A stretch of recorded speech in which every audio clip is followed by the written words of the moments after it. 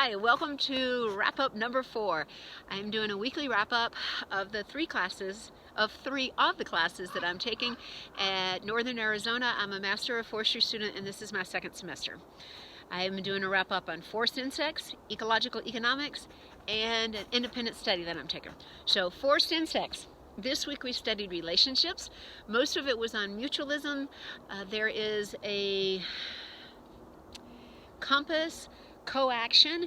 It shows the various relationships, which are predatory, neutralism, competition, mutualism, immensalism, which is really cool, where that's one gets a benefit and the other one isn't affected. And then there's commensalism, and that's where immensalism is where one is destroyed and the other one is unaffected. And commensalism is where one benefits and the other one doesn't have any harm. There's a semi-aquatic rodent, the capybara in South America. It goes through the swamps, stirs up the insects, and there's a flycatcher bird that sits on the back of it and just snatches all the insects when the capybara stirs them up as it walks around. So that is commensalism.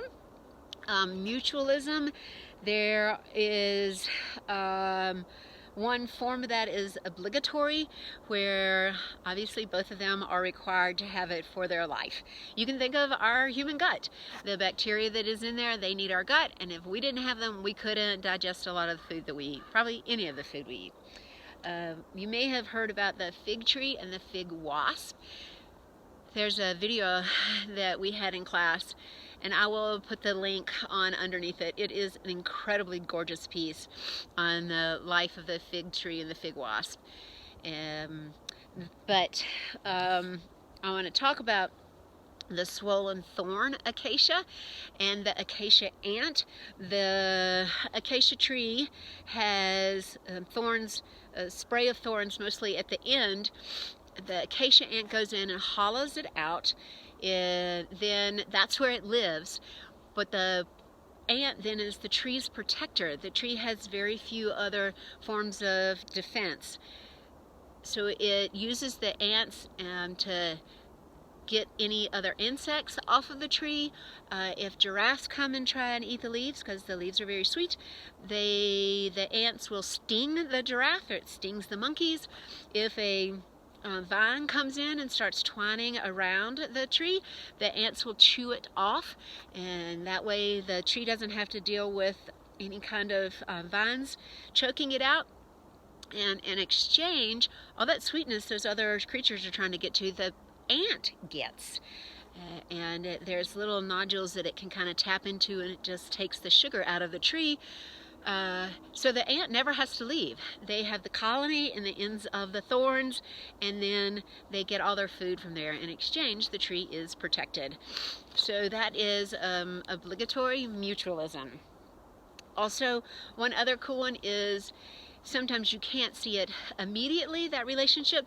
In a ponderosa tree, there's ants that create their mounds around the base of the tree, or and to do that, they eat the vegetation away. What's the tree getting out of that? Well, when the fires come through, which is a very, it's supposed to be a common occurrence in a ponderosa forest, the vegetation is not dense around the base, so then the fuels are not there for the fire to burn, and that way the tree doesn't have to deal with all that extra heat from the fire. So that's a long-term mutualism relationship that you might not be able to see immediately. Oh, and also sometimes in various stages it is mutualism and sometimes it's not. You can think of the monarch butterfly as the larvae. When the caterpillar come out, they eat the leaves, so that is predatory. That is, there's nothing that the plant is getting from that. However, once the caterpillar go into the butterfly stage, they pollinate the monarch. They pollinate the milkweed. I don't know what I said. The monarch butterfly pollinates the milkweed. So at that stage, it is mutualism. So depends on lifestyles with insects as to what role they play in the relationship with the other animal or plant species. Let's see. And the word for insects is a little bit of a curve because it actually is the name of a bacteria. And it also is a tricky type of mutualism. The bacteria's name is Wolbachia.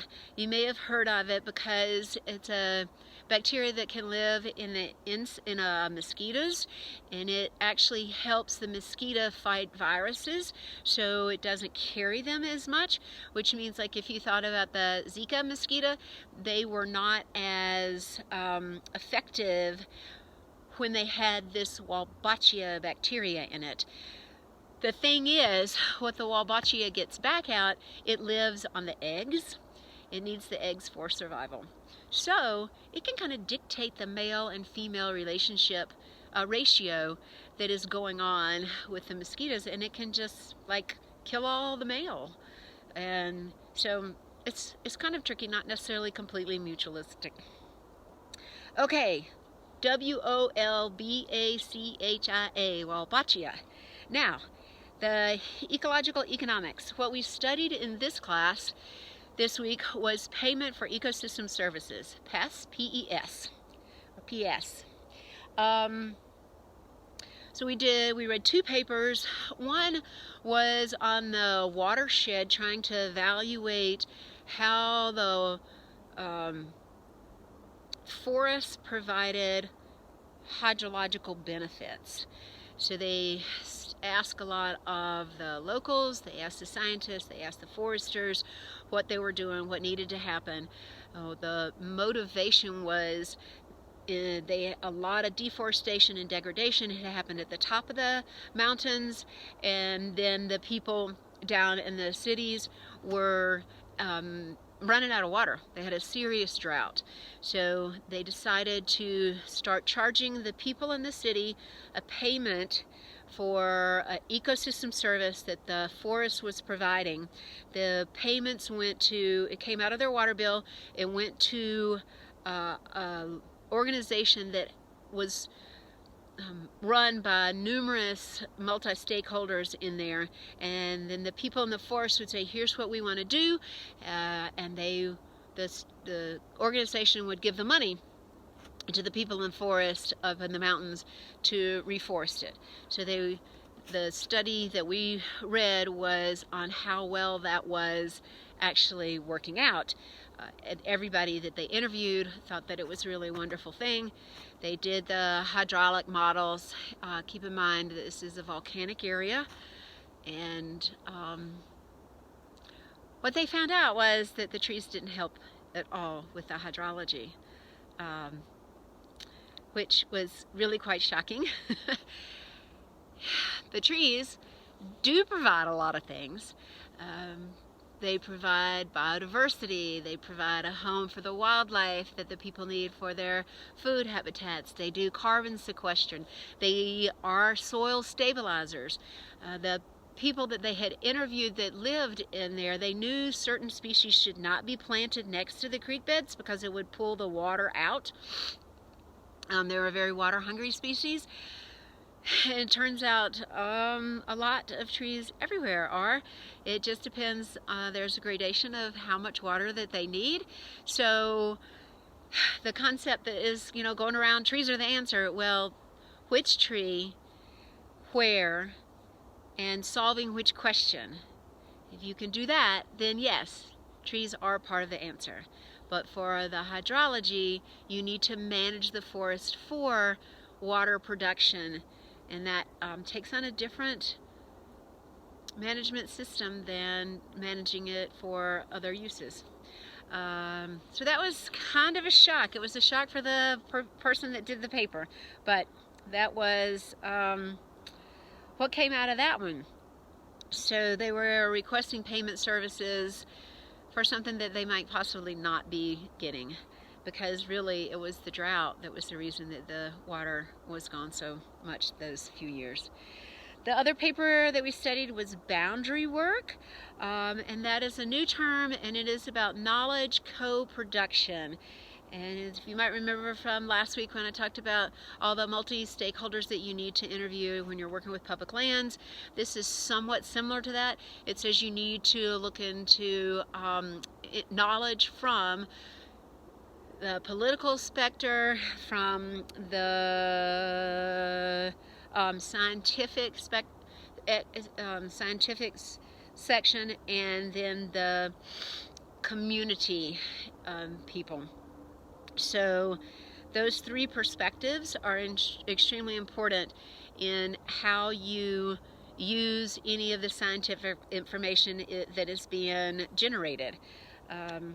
So there are three different sections within that: enlightenment, decision making, and negotiations. One of the things that was really fascinating about this paper is they had 4 different groups that they also looked at hydrology. And they did the scientific information, they gathered all the local knowledge about how the hydrology was working, and all in all, 2 of the groups said, okay, we will act on this information, and the other 2 said, nah, doesn't fit with our agenda.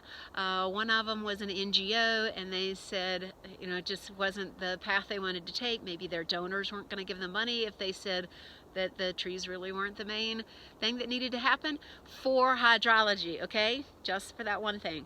And so even if you come up with the scientific answers, it's not always going to be accepted, which that sounds kind of familiar. And the other thing that was interesting about this was they came up with 10 different prototypes for the hydrological functions and the PES, the Payment for Ecological Services. And one of the prototypes they came up with is going to lead us to our term for that class. The concept is rainfall pattern elsewhere.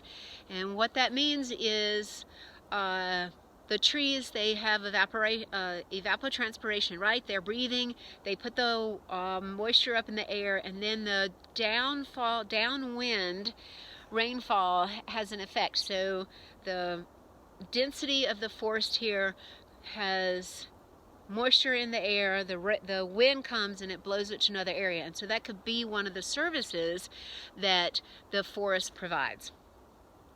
And the term for that is rainbow water, which is pretty cool. So our term for ecological economics is rainbow water.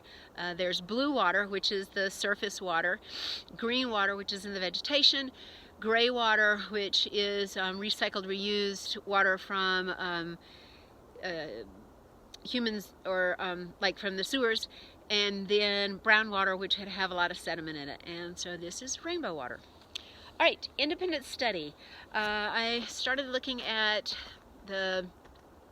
specifically on food security, and my primary goal is to find it with pinon pines, which here's a little pinon.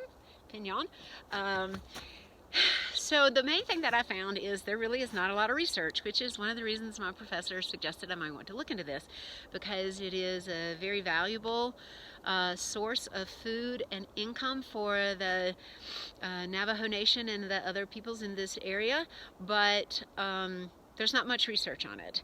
So I kind of did a little bit of just general food security research in the beginning.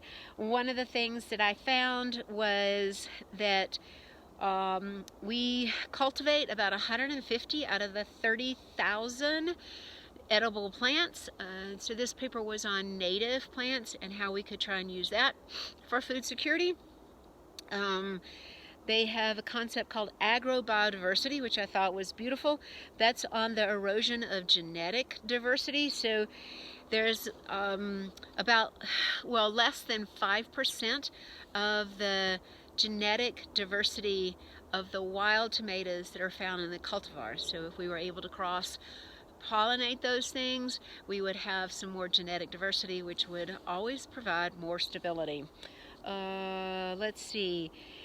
One of the approaches to food security is to alleviate poverty, and that is tied in with food as a income source, which is a valuable part of the piñons here. For the Native Americans, they will gather it and then they sell it. So that is an income source for them.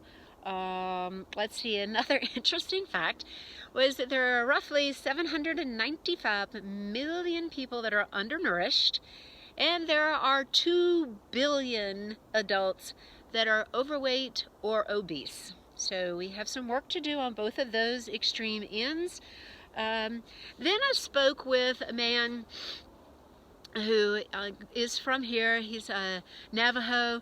He told me a story about his grandfather that probably in the 1940s or 50s, he said, loaded up his dad and their family, and they went on a wagon from outside Gallup, New Mexico, which is on the western side, all the way across the state of Arizona to the Grand Canyon, because they had heard that the piñons over there were having a really good bumper crop that year.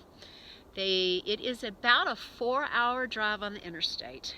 So this was on a wagon in the 50s.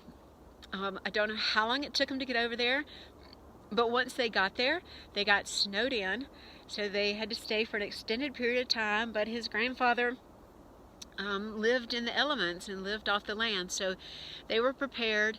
But he told me that story as a description of how unreliable and unpredictable a piñon pine crop is. And even now, they can come every 3 to 4 years, but that's moisture dependent. We had a really bad drought last year, but the piñons in his backyard, he had a crop which he hasn't had in more than 7 years. So they're really very unpredictable. Makes it difficult to figure out how to use it as a food source. It is a very important food source for the wildlife in the area. The deer eat it, the bear, horses will just scoop it up. The 80% of the piñons in America are imported. The Chinese piñon is much easier. They actually have an itchy nose. They've figured out how to mechanically remove the shell, but the ones here in the Southwest, they have not figured those out. You have to crack them with your teeth. He's leaving me a little bag of piñons, and so they have to be roasted, or else they leave like this rawness in your mouth. So I will get to try those out tomorrow. I'll let you know what it was like. But as I've said, the piñons only produce the pine nuts every so often, and that so often term is called masting. So that is the word for the independent study, masting. It is when the plants have a synchronicity and they all bloom and produce their seeds at one time. Some of the benefits of that for the plant is that any kind of wildlife that likes the products that they produce don't become dependent on it. So you can think about the acorns and the squirrels, and that way, if the oak trees only produce a lot of acorns every 3 to 4 years, well, the squirrels don't get dependent on it, so they have to go scatter around, and that gives the acorns more of a chance to actually become trees. So masting. And that's it for this week. I hope you will get outside and enjoy the outdoors, and ciao, ciao, ciao.